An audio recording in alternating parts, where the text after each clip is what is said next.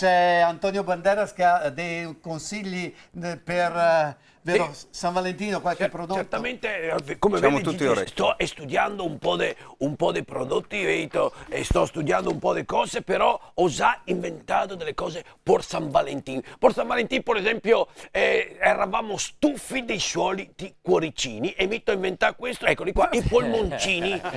Quando il partner te cava il fiato, perché non è sempre questa...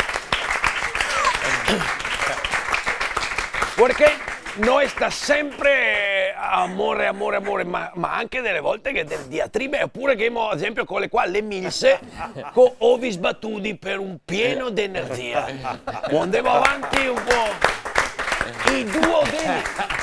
Eccoli qua, i duodeni con il bicarbonato, quando il partner ti fa ingrossare la bile, no?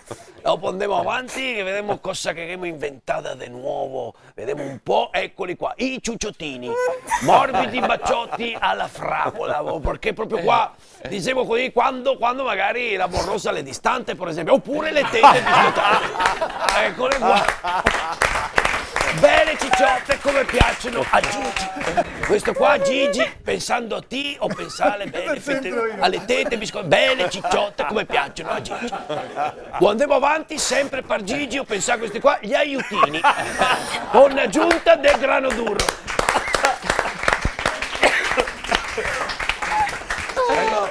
Che diciamo è il principio attivo a quello azzurro e dopo anche il grano duro, ecco. Beppe Bifilo e facciamo un applauso.